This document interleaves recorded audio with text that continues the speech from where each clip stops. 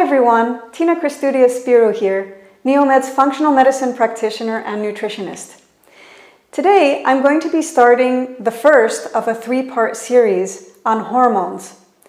When people think about hormones, we're usually thinking about our sex hormones, our testosterone or progesterone or estrogen. However, there are so many more hormones in the body that are signaling and sending communication and messaging to the rest of the body to allow us to thrive and to get through the day. What do I mean by this? So, for example, let's say a woman comes to me and says that, Tina, I don't get my period for like 3 months at a time. I don't get it every month. It comes like every 3 months. So perhaps in conventional medicine, what would happen is that the doctor would say, okay, let's give you a few hormones to kind of boost this functioning so that you start getting your period every month. However, in functional medicine, we're looking for the root cause. And when some woman says to me, I haven't gotten my period in 3 months, I start going upstream to see where the problem may lie, because all these hormones are interrelated. So specifically, when we're looking at a woman not getting her period for 3 months, we start looking up. Typically, we start with our adrenal function. Our adrenal glands are those glands that sit on top of the kidneys, and they produce our stress hormones, specifically cortisol. And cortisol, when it is high or when it is constantly running high throughout the day, it kind of stops everything else.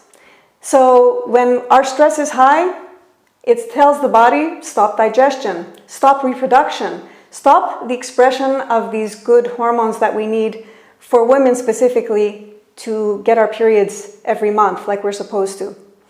Okay, so today we're going to focus on the adrenal glands and how those affect the rest of the cascade that make a lot of people have hormonal imbalances.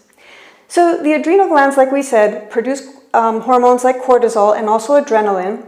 Cortisol, if it's in normal amounts, should be very high in the morning to wake us up from our sleep and to get us ready for the day, to give us energy for the day. As the day goes by, you see cortisol go down slowly, and the lowest amount of cortisol is usually around 10:30 at night, 11 at night, so that melatonin, our sleep hormone, takes over and helps us to fall asleep.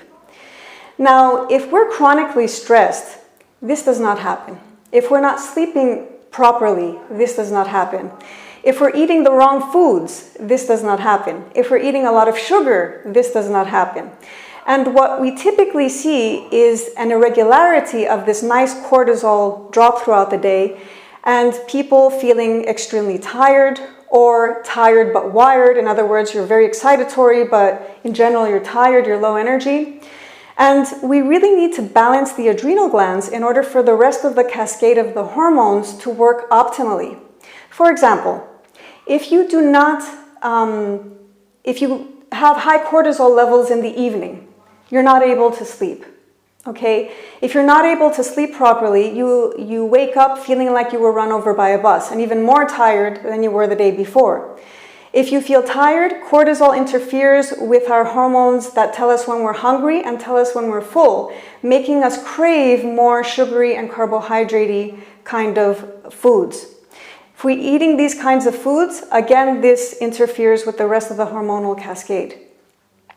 And so when cortisol is disrupted, our adrenal glands have a very tight relationship with our thyroid gland.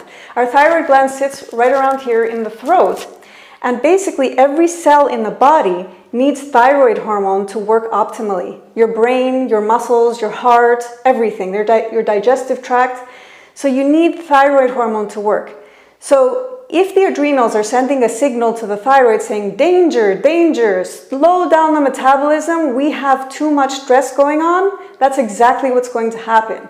So your thyroid starts decreasing its thyroid hormone production, and what happens is that everything else starts to slow down too. Your gut, the peristalsis, the movement of your gut starts to decrease. Your reproductive hormones start to decrease. Specifically, if you don't have enough thyroid hormone, you're not going to produce enough progesterone. Progesterone is the hormone that's produced mostly in the second half of the cycle of the woman.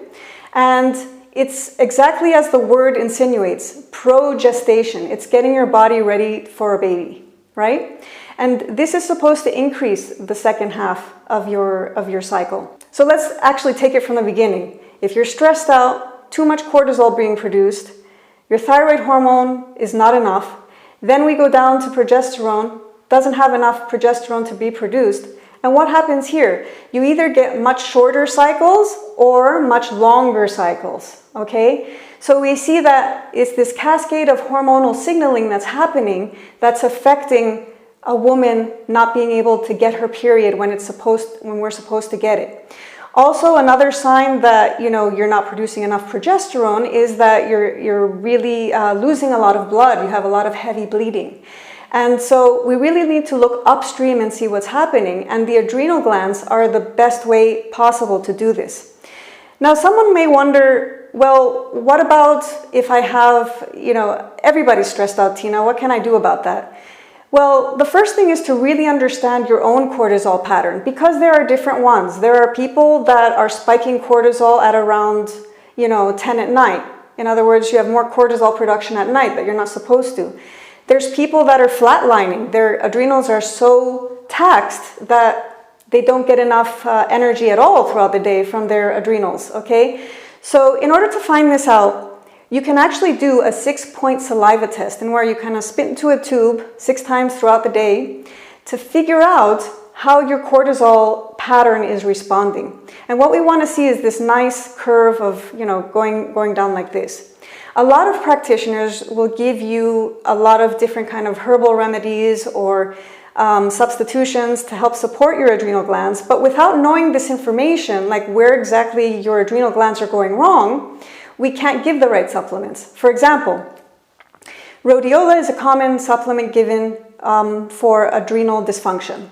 However, it lowers cortisol levels. So if you're giving it in the morning, for example, this is not what we want. We want our cortisol levels to be high. So it's very important to get an idea of how your cortisol curve is going for you personally by doing this specific saliva test. By just testing the blood in the morning for cortisol doesn't really give us an idea of what's happening to you throughout the day. So it's better to do this saliva test. If you have chronic stress, if you are not sleeping properly, if your hair is falling out, if you're accumulating a lot of belly fat, these are all signs that your cortisol production is compromised, and you really need to figure out how to support your adrenal glands in order for the rest of the cascade of your hormones to work optimally. In our next videos, we're going to show you more information about how cortisol affects the thyroid gland, and we're going to talk more about the thyroid gland. If you'd like more information about how hormones help us to function, or if you're having some hormone imbalances that you'd like to figure out, please give us a call at Neomed and we're happy to help. Take care. Bye-bye.